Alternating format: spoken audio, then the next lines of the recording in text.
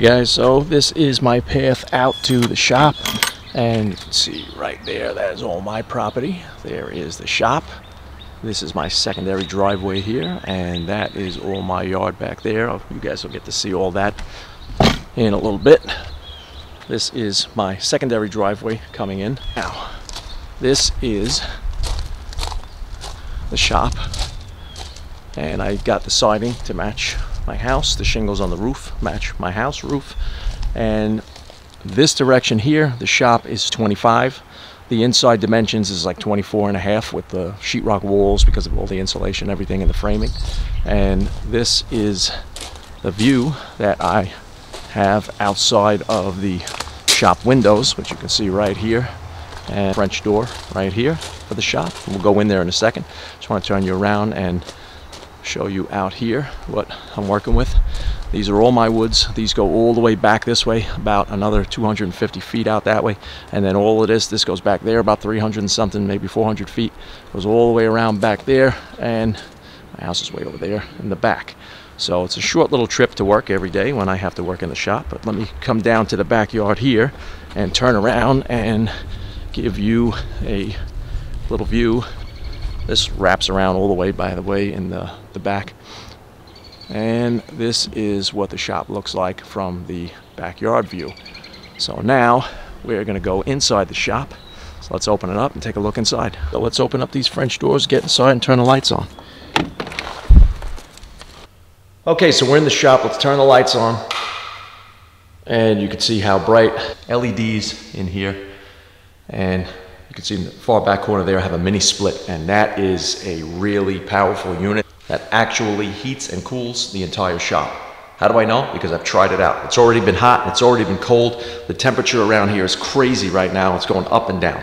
So we have an industrial 10 by 12 garage door. This way I can bring all my material in through there. My truck fits in here, but however, I'm not going to be driving fully in here. I'm just going to be backing it up to the door, and then I'm going to offload my material onto, you can see in the back there, I have that rolling cart right there. That's going to be what I use to process all my materials. I'm probably going to build somewhere in that corner something for storage on the sheet goods to keep them stored vertically, because that corner is pretty empty right now, and it's going to stay that way for a time, because you know, as you're evolving in a shop, everything starts to pack up quickly with all your tools and materials. I hung my 3,000 millimeter Festool rail along the side right there. I got that going right into part of the header for support. And now I'm going to turn around this way from this corner of the shop where you just saw that electrical panel to kind of give you like an overview of the entire layout here. And then I'm going to go corner by corner real fast and show you the way I have it set up and why I have it set up this way. You can see I have material here. I have a lot to do. A lot of builds coming up, so stay tuned for all of that. I have a man door in the back, so that gives me a nice cross breeze on a nice cool spring day or a warm spring day. I can open the garage door here, open the back door there. I have the windows there. I'll leave the French doors closed, and I'll get a beautiful, beautiful cross breeze and be able to enjoy all the nice elements. There's something you haven't seen in quite a few years because I've been working with the track saw. So I'll explain for a second when I put the camera down why I have all my tools set up the way I do right now. I'm going to try to work this out and see how everything flows and feels. So got new table saw, and by the way, this is not any of these tools that you see in this video. It's not a sponsored video, so everything you see in here was purchased with all of my own money. None of it has been given to me.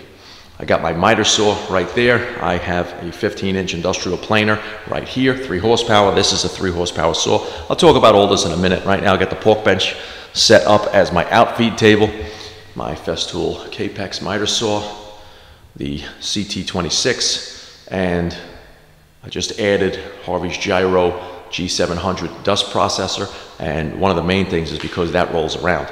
In the corner just temporarily right now, it's pretty much going to stay mostly empty, but that is a rolling cart that I'm going to use, like I said, to be processing my lumber and moving it around. Still have to work out all the kinks here. I'm going to have to build some kind of a storage unit for all my sustainers so that I can have them in kind of like an under and over cabinet storage. New joiner. I have a 3 horsepower Grizzly joiner right there. That's an 8-inch joiner. See my router table in the back. I have to find a place to set up the edge bander table. That's for the Conturo edge bander. And you guys are pretty familiar with the way I had my MFT set up for a cross-cut station. I put all the stuff back the way it was. I just have to put my connector rods in there to connect them together for rigidity, and I'm ready to set that up. And I will be doing a short video on how to square up the MFT, because it's super simple, and the way I do it, it's every time it's dead on. So I'll take you guys through that whole thing. Now you can see I have the table saw positioned. This is exactly 10 feet away from the garage door. For the most part, while I'm processing pieces and ripping them down or cross-cutting them, the longest pieces that I usually work with at the time that I'm ripping are anywhere between 8 and 10 feet. And that's why I positioned it 10 feet from the door, so that I almost never have to open the door to process a longer piece. However, there are times where I'm going to have to rip something down that's 12 feet or maybe 14 feet, 16 feet, depending on when I'm doing those mitered beams, like the box beams for ceilings and things like that I've done in the past. Having this 10 feet from the door, maybe 10% of the time, I will have to open the door to process a longer piece. On the other end of it, the shop is 35 feet deep. So if I'm 10 feet here from the front of the table saw to the door, I still have 25 feet behind the saw. So even if I'm ripping a piece that's 16 feet, I still have plenty of room in the back for this to go out without absolutely having to get anywhere near that back wall. Now that I have the room in the shop, which I've never had the opportunity to enjoy before, now that I have the length and the width here with room to walk around and room to build, I want to start experimenting with clustering tools. And you'll see here that I have my table saw, outfeed table / workbench, my planer right here next to the saw. This is on a mobile base. If I need to move this for any reason whatsoever, I kick up these wheels and I can roll it around the shop, no problem. I have this in this little triangular area right here, so it's a cluster of tools to keep things out of my way and faster processing. And I have my miter saw right here, because when you're breaking down lumber, whether it's rough lumber or if you're just working on face frames for stiles and rails, it starts here where you break down that rough lumber into smaller pieces that you need to process. So basically this little area of triangulation here is kind of everything right at your fingertips. I can cut right here, throw the boards over here on the outfeed table, rip them down to width if need be. If they're not S4S, then what I can do is go over there and bring it to the joiner and just flatten the face. And that's the only issue of clustering right now that I'm having is the joiner, and I'll tell you why in just a second. But for right now, I have a planer here, so I can process the boards right through here. I can drop them onto my rolling cart, roll them around, and then I can finish them off, cutting everything that I need to right here at the table saw, or roll them right over to the cross-cut station. Other than building the cabinet doors with the solid wood for stiles and rails, I work with a lot of sheet goods because I do a lot of frameless cabinets. So a lot of the built-ins and cabinets that I do, it's all sheet goods, plywoods and melamines and MDF and things like that. So processing those doesn't really require anything with a planer at all. However, when I do make the doors and drawer fronts, those are the solid wood pieces that you would need. If you do it right, you buy rough lumber and you process it, mill it yourself, dry it out, and do all that stuff so that you know you have completely perfectly straight boards that are going to stay that way for almost the entire span of their life. Okay, so let's move on to the other side, and I'll show you why I have things set up the way I do. Remember, this is an ever-evolving shop because it's new. Things are going to change. Things are going to move. I'm going to be adding things. You guys are coming along for the ride, so make sure you stay tuned for all of this. Okay, so this corner, bit of a mess right now. Just moved into this shop, so everything's, you know, kind of disorganized as far as my loose tools, not my machines. Okay, the joiner, 8-inch joiner. I have this set up about 7 feet from the wall in the back so that I can pass the boards through. However, I do have this also on a mobile base. And the reason for that is I can slide this forward and then I can process boards up to 10 to 16 to 20 feet, whatever I need. Now, am I going to be flattening a face and jointing an edge on a board that's more than 10 feet? Absolutely not. 10 feet is usually about the maximum that I go, sometimes 12 feet, depending on what I'm doing. And the reason is it's just easier to break the pieces down to flatten one face and joint an edge than it is to try and tackle, and I've showed you this before in previous videos, if you have a board that's 10 feet long and you're trying to wrestle with it and keep it flat and it's going to want to dip down, you have to set up some kind of an out feed and an in feed support so that you don't have the board teeter-tottering on you. It's not only dangerous, it's not as accurate. You get scoops in the board, you get sniping on the ends, and so it's easier to break those pieces down into smaller chunks. And that's why I have this here, so I can slide this forward and back depending on how long the board is that I'm going to process. Now, that's the reason that I'm going to probably leave this here. So it's also a pretty good flow because, like I said, I have my rolling table, and so I'll process a board, I'll put it on the other side of the table, take the unprocessed board, I'll run it through, and so on. When I'm done, I'm in this position now to walk this way toward the table saw, planer, and miter saw. And so it's kind of like a revolving way of working. So it's a circular motion that I'm going to be making. I can even take it from here, and if I need to, bring it down to the crosscut station and cut whatever I need to on there if need be. The router table in the far corner, that can go anywhere. It's small, it's on wheels, and it just doesn't really take up much room at all. Do I anticipate in the future maybe getting a heavy horsepower shaper? Yes, I do have plenty of room to put it in here. So that could be something that we're going to be doing in the future. And those, you can also get mobile bases for the shapers. I could put it right next to the router.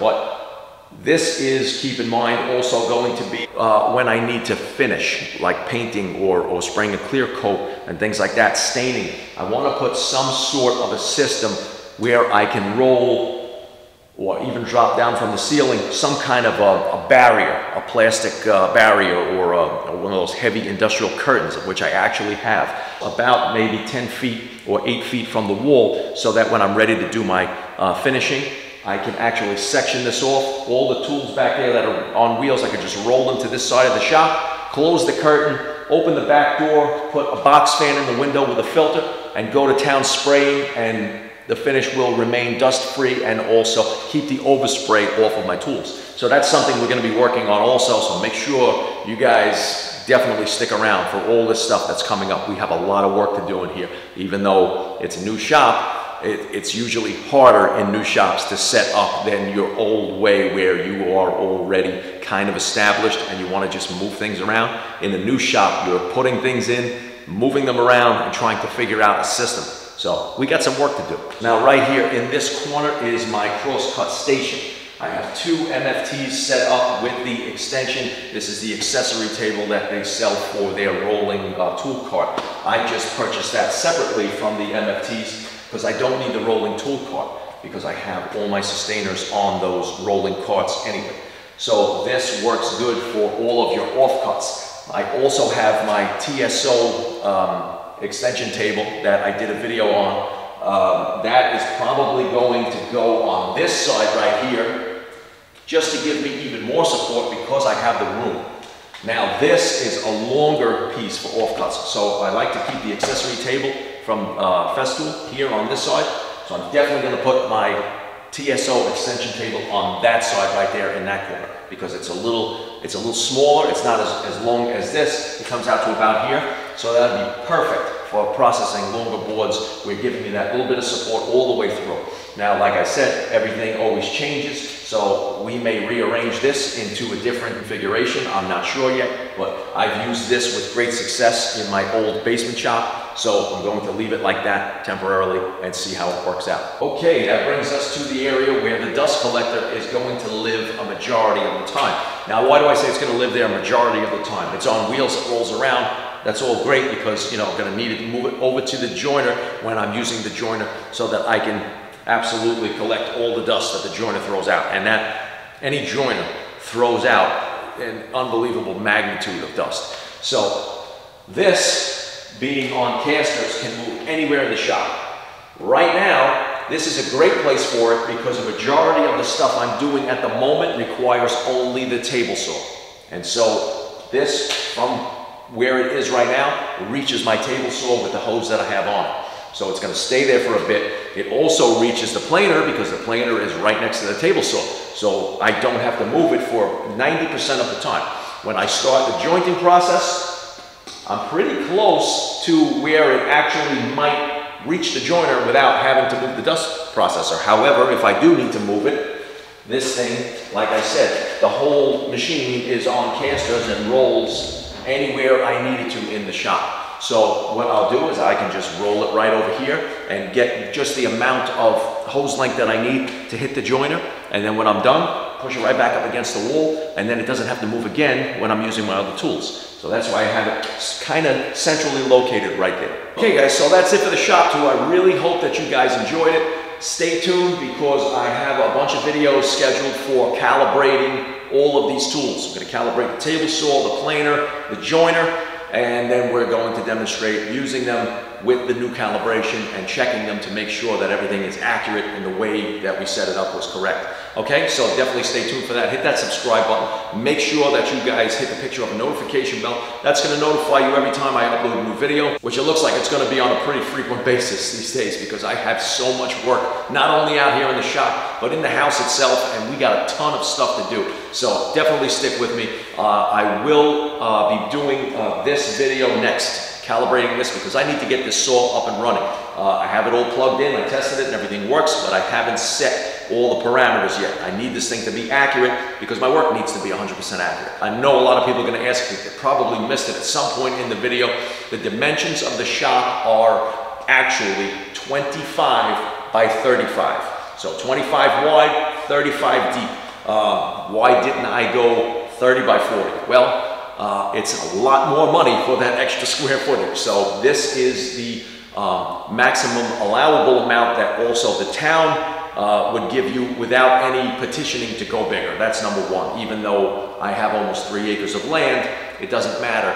They just need you to petition for more so they can change the permits and things like that. And then the setbacks from the property lines also change because of the size of the building. And obviously, budget is what we also had to keep in mind. Thanks for joining me in the shop, guys. I'll see you next time.